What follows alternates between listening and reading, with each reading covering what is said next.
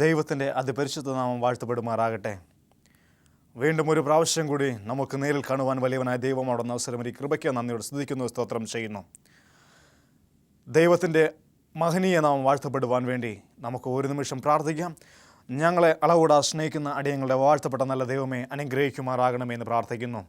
ഇന്ന് കർത്താവെ അടിയങ്ങൾ ഒരുമിച്ച് അങ്ങയുടെ സന്നിധിയിൽ അങ്ങയുടെ വചനം കേൾക്കുവാൻ വേണ്ടി വന്നിരിക്കുകയാണ്. ദൈവമേ അടിയങ്ങളിലൂടെ സംസാരിക്കുന്ന വചനങ്ങൾ നിൻ്റെ മക്കൾക്ക് ആശ്വാസം പകരുവാൻ ഇടയാക്കുമാറാകണമേ.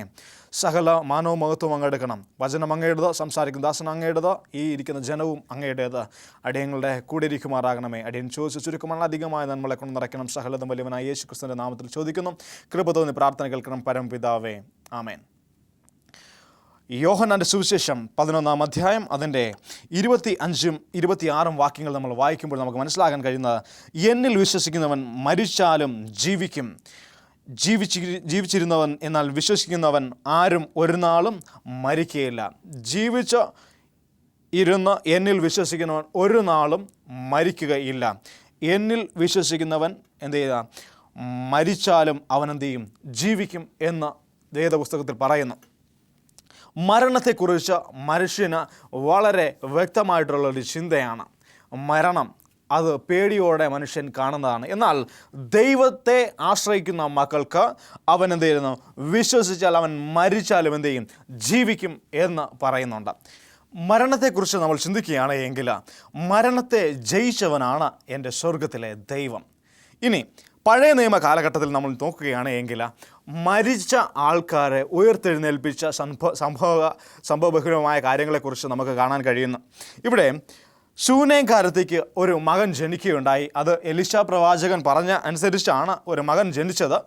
അവൻ അനുഗ്രഹിച്ചു, അവൻ തിരിച്ചുപോയി. അങ്ങനെ അവൻ ഈ കുഞ്ഞ് വളർന്ന് വലുതായതിനു ശേഷം കുഞ്ഞിന് അസുഖം ബാധിച്ചു, കുഞ്ഞ് മരിക്കുവാൻ ഇടയായി. ഇങ്ങനെ ശൂന്യംകാരത്തിൽ നേരെ ഓടിച്ചെന്ന് എലീശയുടെ അടുത്ത് പറയുകയാണ്, നീ എനിക്ക് തന്ന മകനെ എന്ത് ചെയ്യുന്നു, നഷ്ടമായി എന്ന് പറയുന്ന അവസ്ഥ.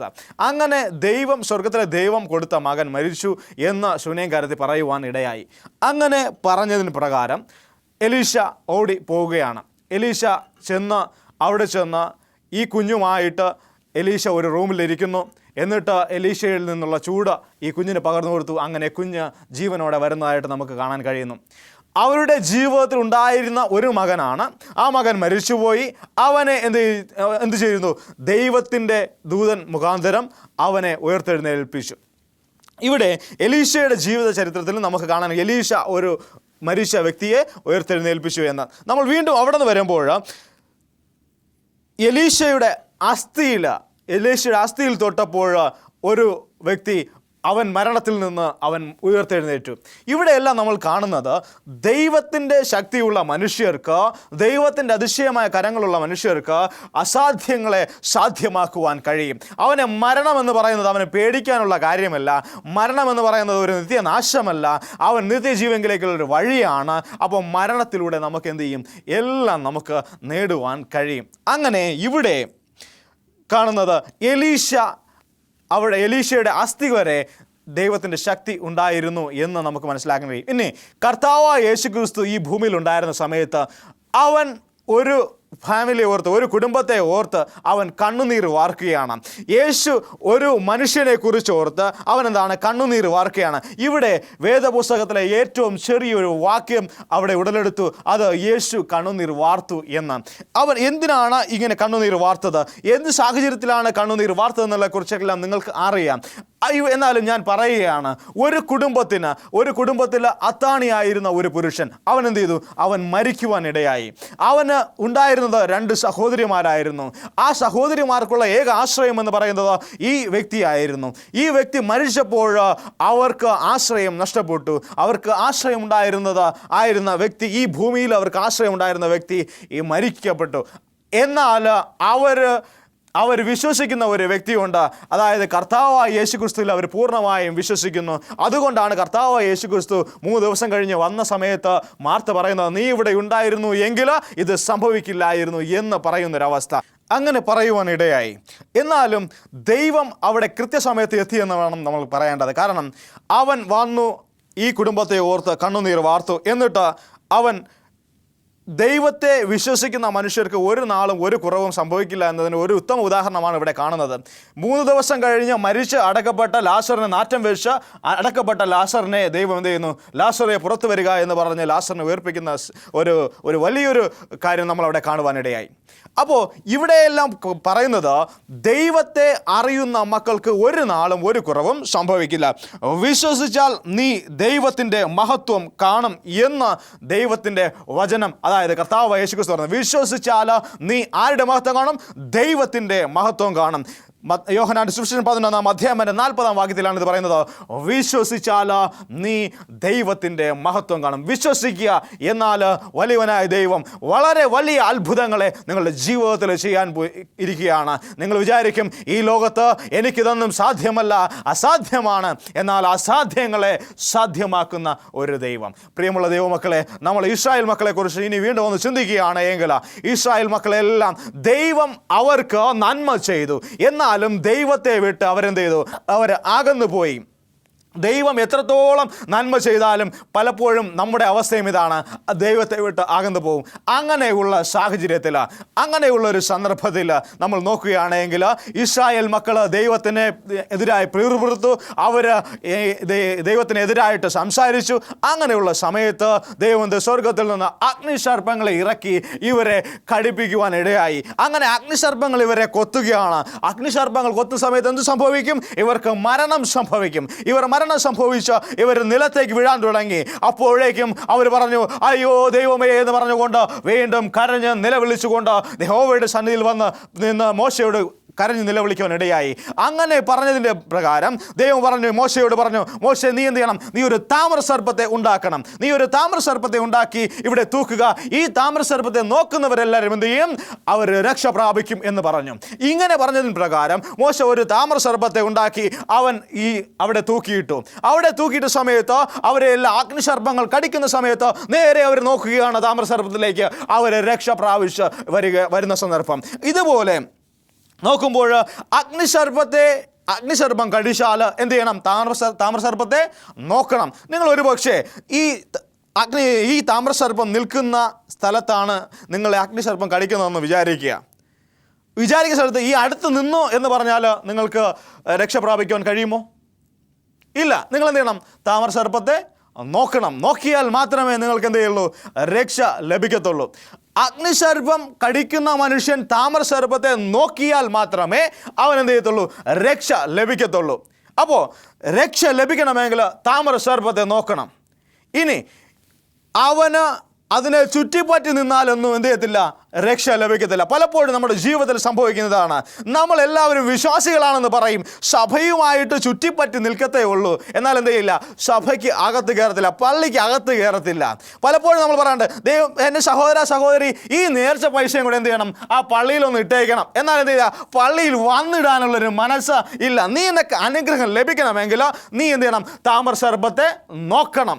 നോക്കിയാൽ മാത്രമേ നമുക്ക് അനുഗ്രഹം ലഭിക്കത്തുള്ളൂ. ക്രൂശിതനായ യേശുവിൽ നോക്കിയാൽ മാത്രമേ നിങ്ങൾക്ക് രക്ഷ പ്രാപിക്കുവാൻ കഴിയത്തുള്ളൂ. രക്ഷ പ്രാപിക്കണമെങ്കിൽ എൻ്റെ യേശുവിനെ നിങ്ങൾ നോക്കണം. അവൻ ക്രൂശിൽ ആർക്ക് വേണ്ടിയാ ക്രൂശിതനായത്? എനിക്കും നിങ്ങൾക്കും വേണ്ടി. അതുകൊണ്ട് എന്നെ കേൾക്കുന്ന എൻ്റെ പ്രിയ ദൈവത്തിൻ്റെ ജനമേ, ഇന്നു മുതൽ തീരുമാനമെടുക്കുക. ഞാൻ ക്രൂശിതനായ യേശുവിനെ നോക്കും. അവനെ നോക്കി ഞാൻ എൻ്റെ ജീവിതത്തെ ഞാൻ മുന്നോട്ട് കൊണ്ടുപോകും. അപ്പോൾ എൻ്റെ ജീവിതത്തിൽ ഒരു കുറവും സംഭവിക്കത്തില്ല. മരിച്ച താമ്രസർപ്പം കൊണ്ട് കടിച്ച് മരിച്ച മനുഷ്യർ അവരെന്ത് ചെയ്തു? അവര് കർത്താവായ യേശുക്രിസ്തുവിനെ നോക്കിയ സമയത്ത് അവർക്ക് ജീവൻ വെച്ചു. ഇന്നത്തെ കാലത്ത് ജീവിക്കുന്ന നിങ്ങൾ ക്രൂശിതനായ യേശുവിനെ നോക്കുകയാണ് എങ്കിൽ നിങ്ങളുടെ ജീവിതത്തിൽ പൂർണ്ണമായിട്ടും അനുഗ്രഹം പ്രാപിക്കുമെന്നുള്ള കാര്യത്തിൽ യാതൊരു സംശയമില്ല. സൊദോം ഗൊമോറ എന്ന കാര്യത്തെക്കുറിച്ച് നിങ്ങൾക്കറിയാമല്ലോ. അവിടെ മ്ലേച്ഛത പ്രവർത്തിക്കുന്ന ഒരു വലിയൊരു ജനസമൂഹം. അവിടെയാണ് ലോത്തും കുടുംബവും താമസിക്കുന്നത്. അബ്രഹാം മമ്രയുടെ തോപ്പിൽ ഇരുന്നു കൊണ്ട് ദൈവത്തിൻ്റെ ദൂതനോട് പറയുകയാണ്, അവിടെ 50 പേര് ഉണ്ട് എങ്കിൽ നീ ആ ദേശത്തെ നശിപ്പിക്കുമോ? അങ്ങനെ 50 45 അവിടെ നിന്ന് 40 പേരായി, പിന്നെ 10 പേരായി. അങ്ങനെ അബ്രഹാം ദൈവത്തിൻ്റെ ദൂതനോട് പറയുകയാണ്. അപ്പോൾ പറയുന്നു, അവിടെ 10 പേരുണ്ട് എങ്കിൽ ഞാൻ ഇതില്ല നശിപ്പിക്കത്തില്ല എന്ന് പറഞ്ഞു. എന്നാലും ഇവിടെ നമ്മൾ നോക്കുമ്പോൾ അവിടെ ദൈവത്തിൻ്റെ ദൂതന്മാർ വന്നു 10 പേര് പോലും ഇല്ല. അവിടെ ലോത്തിൻ്റെ കുടുംബവും മാത്രമേ ഉള്ളൂ. അവർ നശിക്കുവാൻ പോവുകയാണ്. അവർ നശിക്കുവാൻ പോകുന്ന സമയത്ത് അവരുടെ ജീവിതത്തിലെ മരണം വന്ന് ഭവിക്കുവാൻ പോവുകയാണ്.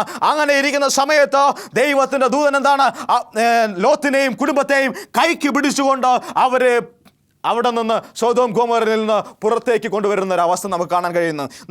നമ്മളത് വായിക്കുന്നത് ഉൽപ്പത്തി പുസ്തകം 19-ാം അധ്യായം അതിൻ്റെ 16-ാം വാക്യം നമ്മൾ വായിക്കുമ്പോൾ അവരെ കൈക്ക് പിടിച്ച് ലോത്തിനെയും ഭാര്യയെയും കുഞ്ഞുങ്ങളെയും എന്താണ് കൈക്ക് പിടിച്ച് ദൈവത്തിൻ്റെ ദൂതന്മാർ സൊദോം ഗൊമോറയ്ക്ക് അപ്പുറം കൊണ്ടാക്കി. ദൈവത്തെ വിശ്വസിക്കുന്ന മക്കൾക്ക് എപ്പോഴും ദൈവത്തിൻ്റെ ദൂതന്മാർ കൂടെ ഉണ്ടാകും. അവരെ കൈക്ക് പിടിച്ച് കൊണ്ടുവരും. അവരെ കൈക്ക് പിടിച്ച് തെറ്റിൽ നിന്ന് ശരിയിലേക്ക് കൊണ്ടുവരും. അവരെ കൈക്ക് പിടിച്ച് കഷ്ടപ്പാടും പ്രയാസത്തിൽ നിന്ന് അവരെ കൈക്ക് പിടിച്ച സുഖമായ ഒരവസ്ഥയിലേക്ക് കൊണ്ടുവരും. എന്നെ കേൾക്കുന്ന പ്രിയ ദൈവത്തിൻ്റെ ജനമേ, ഇന്ന് നീ ഇത് വിശ്വസിക്കുന്നുണ്ടെങ്കിൽ ക്രൂശിതനായ യേശുവിൽ നോക്കുക. താമരസർപ്പം കടിച്ച സമയങ്ങൾ, അവർക്ക് താമരസർപ്പത്തെ നോക്കിയ സമയങ്ങളെല്ലാം അവരെന്ത് ചെയ്തു? അവർക്ക് ജീവൻ വെച്ചു. അഗ്നിസർപ്പം സാത്താൻ നിന്നെ തോൽപ്പിക്കുവാൻ വേണ്ടി പലവിധമായ സാഹചര്യങ്ങൾ കൊണ്ട് നിന്റെ ജീവിതത്തെ തകർക്കുവാൻ വേണ്ടി അവൻ നിൽക്കുമ്പോൾ നീ ഇന്ന് താമരസർപ്പത്തെ നോക്കുകയാണെങ്കിൽ, ക്രൂശിതനായ യേശുവിനെ ഇന്ന് നീ നോക്കുകയാണെങ്കിൽ നിന്റെ ജീവിതത്തിൽ അനുഗ്രഹം പ്രാപിക്കുമെന്നുള്ള കാര്യത്തിൽ യാതൊരു സംശയമില്ല. അതുകൊണ്ട് ഇന്നൊരു തീരുമാനമെടുക്കുക. എൻ്റെ ദൈവം ഇന്ന് നിന്നെ അനുഗ്രഹിക്കാൻ വേണ്ടി തയ്യാറായി നിൽക്കുകയാണ്. അതുകൊണ്ട് നിന്റെ ഹൃദയത്തെ പൂർണ്ണമായിട്ടും അവൻ്റെ സന്നിധിയിൽ കൊടുക്കുക. പലപ്പോഴും നമ്മളെന്ന് പറഞ്ഞാൽ ഇങ്ങോട്ട് വാങ്ങിക്കുകയുള്ളൂ, അങ്ങോട്ട് കൊടുക്കുന്നത് വളരെ എന്താണ് പറഞ്ഞ ഒരു തെറ്റായ രീതിയിൽ കാണുന്ന ഒരു മനോഭാവമുള്ളവരാണ് ഈ മനുഷ്യരെന്ന് പറയുന്നത്. കാരണം എന്താ, എല്ലാം ഇങ്ങോട്ട് വേണം, അങ്ങോട്ട് കൊടുക്കുന്നത് വളരെ വൈമുഖ്യതയാണ്, കൊടുക്കാൻ ഒരു ബുദ്ധിമുട്ടാണ്. നമ്മുടെ പ്രശസ്തനായ രവീന്ദ്രനാഥ് ടാഗോറിൻ്റെ പ്രശസ്തമായ ഒരു കൃതിയാണ് ഗീതാഞ്ജലി എന്ന് പറയുന്നത്. ഈ ഗീതാഞ്ജലിയിൽ ഒരു കഥ പറയുന്നുണ്ട്, ഒരു കാവ്യം പറയുന്നുണ്ട്. ഒരു കാവ്യം അതിൻ്റെ കഥ ഇങ്ങനെയാണ്. ഒരു ഭിക്ഷാടു അവൻ ഭിക്ഷ യാചിച്ചുകൊണ്ട് ഇരിക്കുന്ന സമയത്ത് ദൂരെ നിന്ന് അവനൊരു കുളമ്പടി ശബ്ദം കേട്ടു. ഒരു രഥം ഇങ്ങനെ വരികയാണ്. ഈ വരുന്ന സമയത്ത് അവൻ അവിടെ നിന്ന് ഇങ്ങനെ ദൂരേക്ക് നോക്കി. അവൻ വിചാരിച്ചു, ഒരു രാജാവായിരിക്കും വരുന്നത്. ഈ രാജാവ് വന്നു കഴിഞ്ഞാൽ എനിക്ക് അനേകം സ്വർണ്ണ നാണയങ്ങൾ കിട്ടും. അങ്ങനെ ഇവൻ വിചാരിക്കുവാനിടയായി. ഈ ഭിക്ഷാടു ഈ രഥം ഇങ്ങനെ അടുക്കുന്നത് ഇങ്ങനെ കണ്ടുകൊണ്ടിരിക്കുകയാണ്. അപ്പോൾ ഇതിൻ്റെ വരവ് ഇങ്ങോട്ട് അടുത്തുള്ളത് പറയുമ്പോൾ ഇതിൻ്റെ കളറ് മാറുകയാണ്. ഈ രഥം സ്വർണ്ണരഥമാണ്. അപ്പോൾ ഇവൻ്റെ മനസ്സിൽ വിചാരിക്കുകയാണ്, ഇതാരായിരിക്കും? ഇത് ഒരു ചക്രവർത്തി ആയിരിക്കും. സ്വർണ്ണരഥത്തിൽ വരുന്നത് ആരായിരിക്കും? ചക്രവർത്തി ആയിരിക്കുമെന്ന് ഇവൻ വിചാരിച്ചു. അങ്ങനെ ഈ ഭിക്ഷാടു മനസ്സിൽ വളരെയധികം ആഗ്രഹങ്ങളുമായിട്ടിരുന്നു. ഈ ആഗ്രഹങ്ങൾ അവൻ വർദ്ധിപ്പിച്ച് വന്നു. ഏകദേശം വലിയൊരു കൊട്ടാരം പോലെയായി അത്. അവൻ ചോദിക്കേണ്ട കാര്യങ്ങൾ ഇങ്ങനെ ഓരോന്നോരോന്നായിട്ട് അവൻ്റെ മനസ്സിലൂടെ ഇങ്ങനെ പാഞ്ഞു പോവുകയാണ്. എന്തു ചോദിക്കണം? വലിയൊരു മാല ചോദിക്കണമോ? അത് സ്വർണ്ണ നാണയങ്ങൾ ചോദിക്കണമോ? അല്ലെങ്കിൽ അവൻ്റെ ഒരു ഭവനം ചോദിക്കണമോ? അങ്ങനെ വലിയ കാര്യങ്ങൾ അവനിങ്ങനെ ചിന്തിക്കുവാനിടയായി. ഈ ചിന്തിക്കുന്നതിൻ്റെ ഫലമായിട്ട് ഈ രഥം അവൻ്റെ അടുത്ത് വന്ന് നിന്നു. രഥത്തിൽ നിന്ന് കിരീടം വെച്ച ഒരു മനുഷ്യൻ ഇറങ്ങി ഈ ഭിക്ഷാടനോട് ചോദിച്ചു, എനിക്ക് എന്തെങ്കിലും ഭിക്ഷ തരുമോ എന്ന് ചോദിച്ചു. ഈ ചോദിച്ചപ്പോൾ ഈ ഭിക്ഷക്കാരന് എന്താ തോന്നിയെന്നറിയാമോ? എന്നെ കളിയാക്കുകയായിരിക്കും. അദ്ദേഹം നേരെ അദ്ദേഹത്തിൻ്റെ സഞ്ചിയിൽ നിന്നും ഒരു നെൽമണി എടുത്ത് ഈ രാജാവിന് കൊടുത്തു. രാജാവ് സന്തോഷത്തോടുകൂടി അത് സ്വീകരിച്ച് അദ്ദേഹം യാത്ര പുറപ്പെട്ടു. അതിശയത്തോടു കൂടിയാണ് ഈ ഭിക്ഷാടു ആ മനുഷ്യനെ നോക്കി നിന്നത്. അങ്ങനെ ആ രഥം ആ മനുഷ്യനെ വിട്ട് അകന്നകന്ന് പോകാൻ ഇടയായി. ഭിക്ഷാടനമെല്ലാം കഴിഞ്ഞ് വൈകുന്നേരം വീട്ടിലെത്തി. ഭാര്യയെ വിളിച്ചു, മക്കളെ വിളിച്ചു, എല്ലാവരെയും അടുത്തിരുത്തി, എല്ലാവരുടെയും കാര്യങ്ങളെല്ലാം പറഞ്ഞു. അങ്ങനെ ഈ കിട്ടിയ സാധനങ്ങളെല്ലാം എടുത്തിങ്ങനെ തട്ടിയ സമയത്ത് അരിയുണ്ട്, നെൽമണിയുണ്ട്, ഗോതമ്പുണ്ട്. അവന് കിട്ടിയ സാധനങ്ങളെല്ലാം ഇന്നത്തെ കാലത്താണ് കാശ് കൊടുക്കുന്നത്. എന്നാൽ അന്നത്തെ കാലത്ത് എന്താണ്? അരി കൊടുക്കും, നെല്ല് കൊടുക്കും, ഗോതമ്പ് കൊടുക്കും, അങ്ങനെയുള്ള ധാന്യങ്ങളാണ് കൊടുത്തിരുന്നത്.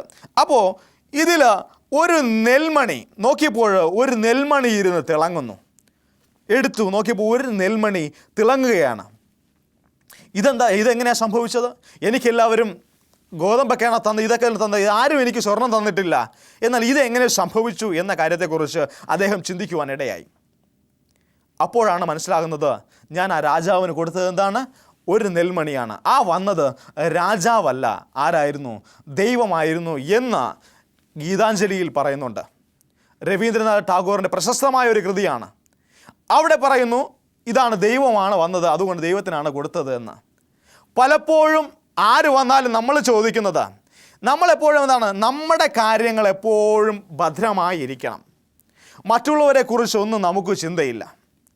അങ്ങനെ ഇരിക്കുന്ന ജനസമൂഹത്തിനെ നോക്കി നമ്മൾ ദൈവത്തിൽ നിന്ന് എന്തെങ്കിലും നേടുവാൻ ആഗ്രഹിക്കുന്നുണ്ട് എങ്കിൽ, ഇങ്ങനെ ഇരിക്കുന്ന ജനസമൂഹത്തെ നമ്മൾ ഉദ്ബോധിപ്പിക്കേണ്ട കാര്യം ഇതാണ്: ദൈവത്തിൽ നിന്ന് നീ എന്തെങ്കിലും വാങ്ങിക്കുവാൻ ആഗ്രഹിക്കുന്നുവെങ്കിൽ ദൈവത്തിന് വേണ്ടി സമർപ്പിക്കുക, കൊടുക്കുക. എന്ത് കൊടുക്കുക? പണമൊന്നും ദൈവത്തിന് ആവശ്യമില്ല. ദൈവത്തിന് നിൻ്റെ ഹൃദയമാണ് ആവശ്യം. നിൻ്റെ ഹൃദയത്തിൽ പൂർണ്ണമായിട്ടും യഹോവയെ കുറിച്ചുള്ള ചിന്തകളുമായിട്ടിരിക്കുക. അങ്ങനെ ഇരുന്നാൽ എൻ്റെ ദൈവം പൂർണ്ണമായിട്ടും നിങ്ങളെ അനുഗ്രഹിക്കുമെന്നുള്ള കാര്യത്തിൽ യാതൊരു സംശയമില്ല. ക്രൂശിതനായ യേശുവിനെ നോക്കുക, മരണത്തെ ജയിച്ചവനായ യേശുവിനെ നോക്കുക. അങ്ങനെയായിരുന്നാൽ സകലത്തിനും അവനെന്താണ്? ഒരു പരിഹാരം വെച്ചിട്ടുണ്ട്. ലോത്തിനെയും കുടുംബത്തെയും നാശത്തിൽ നിന്ന് കൈപിടിച്ച് അവൻ പുറത്തേക്ക് കൊണ്ടുവന്നു. നാശത്തിൽ നിന്ന് നമ്മളെ കൈപിടിച്ച് പുറത്തേക്ക് കൊണ്ടുവരുന്നൊരു ദൈവം, ആ ദൈവത്തെയാണ് നമ്മൾ ആരാധിക്കുന്നത്. സോദോം ഗോമോറ നശിച്ചുപോയി, എന്നാൽ ലോത്തിൻ്റെ മക്കളും എന്ത് ചെയ്തില്ല? നശിച്ചുപോയില്ല. എന്നാൽ ലോത്തിൻ്റെ ഭാര്യയ്ക്ക് എന്താ സംഭവിച്ചേ? ലോത്തിൻ്റെ ഭാര്യ ഈ ഉപ്പുകല്ല്, അവൾ ഉപ്പ് തൂണ് ആയി മാറിപ്പോയി. എന്താണ്? അവൾ വിചാരിച്ചു, എനിക്ക് ഉള്ള ഈ വിശിഷ്ട വസ്തുക്കളാണ് എൻ്റെ ജീവിതം നിലനിർത്തുന്നത്. പലപ്പോഴും നമ്മൾ സാമ്പത്തികത്തിൽ നോക്കാറുണ്ട്. സമ്പത്തിനെ നോക്കി ഓടുന്ന ജനത്തിന് എന്നും നാശമാണ് ഉള്ളത്. സമ്പത്തിൽ ഉന്നം വെച്ച് നോക്കരുത്, യഹോവയിൽ ഉന്നം വയ്ക്കുക. സമ്പത്ത് ആര് തരും? യഹോവ തരും. ദൈവം തരുന്നതിനെ നന്ദി എന്ന് പറഞ്ഞുകൊണ്ട് വാങ്ങിക്കുവാൻ ശ്രമിക്കുക. ഇന്നത്തെ ലോകത്ത് നമ്മൾ കാണുന്നതാണ്, പണത്തിന് വേണ്ടി ബന്ധങ്ങൾക്ക് ഒരു വിലയുമില്ലാത്തൊരവസ്ഥ. വസ്തുക്കൾക്ക് വേണ്ടി മക്കൾ അപ്പനമ്മമാരെ കഷ്ടപ്പെടുത്തുന്നു, പണത്തിന് വേണ്ടി കൊല്ലുന്നു, പണത്തിന് വേണ്ടി ഒരു സമൂഹത്തെ മുഴുവനും ബോംബ് വെച്ച് തകർക്കുവാൻ ജനം ഇന്ന് ഒരുങ്ങി നടക്കുന്നു. അങ്ങനെ പണത്തിന് വേണ്ടി മതങ്ങളെ തമ്മിൽ കൂട്ടിയടിപ്പിക്കുന്നു. അങ്ങനെ പലവിധമായ സാഹചര്യങ്ങളിലൂടെയാണ് ഇന്നത്തെ ലോകം നീങ്ങിക്കൊണ്ടിരിക്കുന്നത്. നിനക്ക് ശാശ്വതമായ ഒരു പരിഹാരം ലഭിക്കണമെങ്കിൽ നീ കർത്താവിൻ്റെ സന്നിധിയിൽ വന്നാൽ മാത്രമേ ശാശ്വതമായിട്ട് ഒരു സമാധാനം നിൻ്റെ ജീവിതത്തിൽ ഉണ്ടാകും. ഇന്ന് ഒരു കാര്യം ഞാൻ പറയട്ടെ, ഇന്ന് അപ്പനും അമ്മയും ഏറ്റവും കൂടുതൽ പേടിച്ച് ഇരിക്കുന്ന അവസ്ഥയാണ് ഇന്നത്തെ അവസ്ഥ. കാരണം എന്താണ്? മക്കളെ പറഞ്ഞു വിട്ടിട്ട്, മക്കളെ ദൂരേക്ക് പറഞ്ഞു വിട്ടിട്ട് അവർക്ക് സമാധാനത്തോടു കൂടി ഇരിക്കുവാൻ പറ്റുന്നില്ല. അവർക്ക് സമാധാനത്തോടുകൂടി ഇരിക്കാൻ പറ്റില്ല. കാരണം എന്താണ്? അവർ തിരിച്ചു വരുവോളം ഇവരുടെ മനസ്സിലൊരു വേവലാതിയാണ്. എൻ്റെ മകൻ തിരിച്ചു വരുമോ? എൻ്റെ മകൾക്കല്ലെങ്കിൽ എന്തെങ്കിലും സംഭവിക്കുമോ? ഈ ലോകം അങ്ങനത്തെ ലോകമാണ്. ഒരു പെങ്കൊച്ച് തനിയെ ട്രെയിനിൽ പോയി, അവൾ എന്ത് ചെയ്തു? അവൾ ഒരു പുരുഷനാൽ പീഡിപ്പിക്കപ്പെട്ടു. ഇന്നത്തെ ലോകത്ത് നമ്മൾ കണ്ടുകൊണ്ടിരിക്കുന്ന കാര്യങ്ങളെല്ലാം ഇതാണ്. ഇന്ന് വിശ്വസിച്ച് അധ്യാപകരുടെ മുൻപിൽ കുഞ്ഞുങ്ങളെ അയക്കാൻ പറ്റാത്തൊരവസ്ഥ. അങ്ങനെ പേടിച്ച് ജീവിക്കുന്ന ഒരു ലോകത്ത് നീ സുരക്ഷിതമായിരിക്കണമെങ്കിൽ നീ കർത്താവായ യേശുക്രിസ്തുവിനെ നോക്കി യാത്ര ചെയ്യണം. നീ കർത്താവായ യേശുക്രിസ്തുവിനെ നിൻ്റെ ഹൃദയത്തിൽ സംഗ്രഹിച്ചുകൊണ്ട് നീ യാത്ര ചെയ്യണം. അങ്ങനെയായിരുന്നാൽ നിങ്ങളുടെ ജീവിതങ്ങൾക്ക് ഒരു അർത്ഥമുണ്ട്, നിങ്ങളുടെ ജീവിതങ്ങൾക്ക് സമാധാനമുണ്ട്. ക്രിസ്തു കുടുംബത്തിൻ്റെ നാഥനായിരുന്നാൽ കുടുംബ ജീവിതങ്ങൾ ഭദ്രമായിരിക്കും. നിങ്ങൾ വിചാരിക്കും, എൻ്റെ കുടുംബത്തിൽ അല്ലെങ്കിൽ എൻ്റെ ഭർത്താവിന് ഈ കുടി ഒരു നാളും നിർത്താൻ പറ്റത്തില്ല, അവൻ എന്നും ഞങ്ങളെ ഇങ്ങനെ തന്നെ ഭരിച്ചുകൊണ്ടിരിക്കും. എന്നാൽ മുട്ടിപ്പായി പ്രാർത്ഥിക്കുന്ന ഒരു ഭാര്യയാണ് നീ എങ്കിൽ ഇന്ന് രാത്രി കൊണ്ട് നീ പ്രാർത്ഥിച്ചു നോക്കുക, അല്ലെങ്കിൽ ഇന്നത്തെ ദിവസം നീ പ്രാർത്ഥിച്ചു നോക്കുക. നിന്റെ ജീവിതത്തിൽ നിനക്ക് അനുഗ്രഹം ലഭിക്കും. അസാധ്യങ്ങളെ സാധ്യമാക്കുന്ന ഒരു ദൈവത്തെയാണ് നിങ്ങൾ ആരാധിക്കുന്നത്. ഒരു പക്ഷേ നിങ്ങളുടെ ഈ രോഗം കാരണം ആണ് ഞാൻ ഇങ്ങനെ താളടിയായി പോകുന്നത്. ഇത് ഒരു നാളും കുറയത്തില്ല. ഇത് എന്നെയും കൊണ്ട് പോകത്തുള്ളൂ എന്ന് വിചാരിക്കുകയാണ് എങ്കിൽ ഇന്ന് രാത്രികാലം ഇന്ന് നിങ്ങൾ പ്രാർത്ഥിച്ചു നോക്കുക. ഇന്ന് പ്രാർത്ഥിക്കുമ്പോൾ ദൈവം നിങ്ങളെ അനുഗ്രഹിക്കും. കാരണം എന്താ പറഞ്ഞാൽ നിങ്ങളെ ദൈവം എന്ന് പറഞ്ഞാൽ അസാധ്യങ്ങളെ സാധ്യമാക്കുന്ന ദൈവമാണ്. ഇനി മരിച്ചവനെ ഉയർപ്പിച്ച ദൈവം, ദൈവത്തിൻ്റെ കൃപയുള്ള മനുഷ്യൻ്റെ അസ്ഥിയിൽ ചെന്ന് വീണപ്പോൾ ശവം എന്തോ ചെയ്തു? എഴുന്നേറ്റ് ഓടി. അങ്ങനെ ഒരു ദൈവത്തെയാണ് ആരാധിക്കുന്നത്. ഇനി മരിച്ച് അടക്കപ്പെട്ട് മൂന്നാം നാൾ ഉയർത്തെഴുന്നേറ്റ ക്രിസ്തുവിനെയാണ് നിങ്ങൾ ആരാധിക്കുന്നത്. അങ്ങനെ ആ ദൈവത്തെ, മരണത്തെ ജയിച്ചവനായ യേശുവിനെ വിശ്വസിച്ചു കൊണ്ടാൽ നിൻ്റെ ജീവിതത്തിൽ മഹത്തരമായ കാര്യങ്ങൾ വിശ്വസിച്ചാൽ നീ ദൈവത്തിൻ്റെ മഹത്വം കാണും എന്ന് ദൈവവചനം പറയുന്നു. വിശ്വസിക്കുക, ദൈവത്തിൻ്റെ അടുത്തേക്ക് വരിക. അങ്ങനെ ആയിരുന്നാൽ ദൈവം നിങ്ങളെ എല്ലാവരെയും അനുഗ്രഹിക്കും. എന്ത് തരം കുടുംബ പ്രശ്നമായിരുന്നാലും ശരി തന്നെ, ഇനി ഏത് തരം പ്രശ്നമായിരുന്നാലും ശരി തന്നെ, അതിനെല്ലാം സാധ്യമാക്കുവാൻ വലിയവനായ ദൈവം നമ്മളെ അനുഗ്രഹിക്കും. പ്രശ്നങ്ങൾ പണത്തിൻ്റെ കാര്യത്തിലാണ് നിങ്ങൾ വിഷമിക്കുന്നതെങ്കിൽ ഒരു കാലത്ത് സമ്പത്തിനെ കുറിച്ച് ഓർത്ത് നിങ്ങൾ വിഷമിക്കേണ്ട. നിങ്ങളുടെ കടബാധ്യതകളെല്ലാം നീങ്ങി നിങ്ങളെല്ലാം പരിപൂർണമായി പരിപാലിക്കുന്നൊരു ദൈവത്തെയാണ് നമ്മൾ ആരാധിക്കുന്നത്. എന്താണ് കാരണമെന്ന് വെച്ചാൽ നമ്മളെ ദൈവം എന്ന് പറയുന്നത് സമ്പത്ത് കൂടെ കൊണ്ടിടക്കല്ല. അവൻ ഒരു വഴിയും വാതിലും എന്ത് ചെയ്യും? നമുക്ക് തുറന്നു തരും. അതിലൂടെ നമുക്ക് അകത്ത് ചെന്ന് നമ്മുടെ കാര്യങ്ങളെ നേടുവാൻ കഴിയും. അങ്ങനെ ഒരു വഴി നിനക്ക് വേണ്ടി തുറക്കണമെങ്കിൽ ക്രിസ്തുവിനെ നിൻ്റെ സ്വന്തം രക്ഷിതാവായി സ്വീകരിക്കണം. ക്രിസ്തുവിനെ സ്വന്തം രക്ഷിതാവായി സ്വീകരിക്കുമ്പോൾ നിന്റെ ജീവിതത്തിൽ നീ നടക്കില്ല എന്ന് പറഞ്ഞ വീട് പണി വളരെ കൃത്യമായിട്ട് നടക്കും. നീ നടക്കില്ല എന്ന് പറഞ്ഞ നിന്റെ കുഞ്ഞിൻ്റെ പഠനകാര്യങ്ങൾ അത് കൃത്യമായിട്ട് നടക്കും. ക്രിസ്തുവിനെ മുൻനിർത്തി ജീവിക്കുക. അങ്ങനെ ആകുമ്പോൾ ദൈവം പൂർണ്ണമായിട്ടും ഒരു വഴി തുറന്നു തരുമെന്നുള്ള കാര്യത്തിൽ യാതൊരു സംശയവുമില്ല. ക്രൂശിതനായ ക്രിസ്തുവിലേക്ക് എന്ത് ചെയ്യണം? നോക്കണം. സൈഡിലൊന്നും ചുറ്റിപ്പറ്റി നിന്നാലൊന്നും നിനക്ക് അനുഗ്രഹം ലഭിക്കത്തില്ല. നിനക്ക് അനുഗ്രഹം ലഭിക്കണമെങ്കിൽ നീ എന്ത് ചെയ്യണം? നീ ക്രിസ്തുവിനെ നോക്കിയേ മതിയാവുള്ളൂ. ക്രിസ്തുവിനെ നോക്കിക്കൊണ്ട് മുന്നോട്ട് പോകുക. പ്രാർത്ഥിക്കുമ്പോൾ നിങ്ങളുടെ മനസ്സ് പൂർണ്ണമായിട്ടും ദൈവത്തിൽ അർപ്പിച്ചുകൊണ്ട് പ്രാർത്ഥിക്കുക. അങ്ങനെ വരുമ്പോൾ ദൈവം പൂർണ്ണമായിട്ടും നമ്മളെ അനുഗ്രഹിക്കും. ദൈവം അനുഗ്രഹിക്കാത്ത മനുഷ്യരാരുമില്ല. എല്ലാവരെയും ദൈവം സ്നേഹിക്കുന്നുണ്ട്. ദൈവം സ്നേഹിക്കുന്നത് കൊണ്ടാണ് ഇന്ന് നമ്മൾ ജീവനോടുകൂടി ഇരിക്കുന്നത്. ദൈവം സ്നേഹിച്ചില്ലായിരുന്നു എങ്കിൽ നമ്മളും ഇന്ന് മറ്റുള്ളവരെ പോലെ നമ്മളും ഇന്ന് മണ്ണിൻ്റെ അടിയിലായിരുന്നേനെ. ദൈവത്തെ അറിയുന്ന മനുഷ്യരെ ഒരു നാളും ദൈവം എന്ത് ചെയ്തില്ല? കൈവിടത്തില്ല. വിശ്വസിച്ചുകൊണ്ട് പ്രാർത്ഥിക്കുക. വിശ്വസിച്ചുകൊണ്ട് പ്രാർത്ഥിക്കുമ്പോൾ ദൈവം നിങ്ങളെ കൂടുതലായി അനുഗ്രഹിക്കും. ഇനി നമ്മൾ വേദപുസ്തകത്തിൽ നമ്മൾ വീണ്ടും നോക്കുമ്പോൾ ലാസറിൻ്റെ കുടുംബത്തെ എല്ലാം ദൈവം അനുഗ്രഹിച്ചു. ദൈവം അവിടെ കരയുവാൻ ഇടയായി. നിന്നെക്കുറിച്ച് ഓർത്ത് വിലപിക്കുന്നൊരു ദൈവത്തെയാണ് നമ്മൾ ആരാധിക്കുന്നത്. നിന്നെക്കുറിച്ച് ഓർത്ത് വിലപിക്കുക. എൻ്റെ മകനെ, മകളെ, നീ എവിടെയാണ്? നീ എവിടെയാണെന്ന് ഓർത്ത് വിലപിക്കുന്നൊരു ദൈവം. ലാസറിൻ്റെ കുടുംബത്തെ ഓർത്ത് കണ്ണുനീർ വാർത്തു എങ്കിൽ എന്നെയും നിന്നെയും ഓർത്ത് ദൈവം കരയുകയാണ്. എന്നെയും നിങ്ങളെ ഓർത്ത് ദൈവം കരയുകയാണ്. ആ ദൈവത്തെ പൂർണ്ണമായിട്ടും നിങ്ങൾ വിശ്വസിക്കുന്നുണ്ട് എങ്കിൽ ഇന്ന് എന്നോടൊപ്പം നിങ്ങളും പ്രാർത്ഥനയോട് ചേരുക. പ്രാർത്ഥനയിലായിരിക്കുക.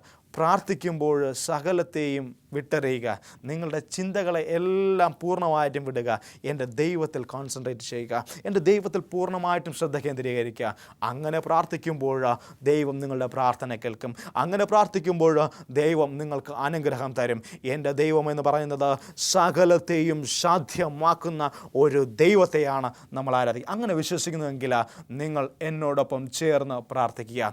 അങ്ങനെ വിശ്വസിക്കുന്നുണ്ടെങ്കിൽ നിങ്ങൾ എന്നോടൊപ്പം ചേർന്ന് മുട്ടുകൾ മടക്കി തല കുമ്പിട്ട കണ്ണുകൾ അടച്ച് ദൈവത്തോട് പ്രാർത്ഥിക്കാം. വിശ്വസിച്ചാൽ നീ എൻ്റെ മഹത്വം കാണും. ഇന്ന് വിശ്വസിച്ചുകൊണ്ട് നമ്മൾ പ്രാർത്ഥിക്കാം. ഞങ്ങളെ അളവ് കൂടാതെ സ്നേഹിക്കുന്ന അടിയൻ്റെ വാഴ്ത്തപ്പെട്ട നല്ല ദൈവമേ, ഇന്ന് അടിയങ്ങൾ അങ്ങയുടെ സന്നിധിയിൽ വരികയാണ്. അനുഗ്രഹിക്കുമാറാകണമേ എന്ന് പ്രാർത്ഥിക്കുന്നു. കർത്താവേ, ഞങ്ങളുടെ പ്രശ്നങ്ങളെ പൂർണ്ണമായും അങ്ങയുടെ സന്നിധിയിൽ വെച്ചിരിക്കുകയാണ്. ദൈവമേ, സൗഖ്യത്തെ പ്രദാനം ചെയ്യുമാറാകണമേ എന്ന് പ്രാർത്ഥിക്കുന്നു. അടിയ കർത്താവേ, ഞങ്ങളുടെ പ്രശ്നങ്ങൾക്ക് പരിഹാരം തരുമാറാകണമേ എന്ന് പ്രാർത്ഥിക്കുന്നു. അടിയങ്ങൾ ചോദിച്ച ചുരുക്കമാണെങ്കിലും അധികമായി നന്മകളെ കൊണ്ട് നിറയ്ക്കണം. സകലതും വലിയവനായ യേശു ക്രിസ്തുവിന്റെ നാമത്തിൽ ചോദിക്കുന്നു. കൃപ തോന്നി പ്രാർത്ഥന കേൾക്കണം. അടിയന്റെ പരമപിതാവേ, ആമേൻ.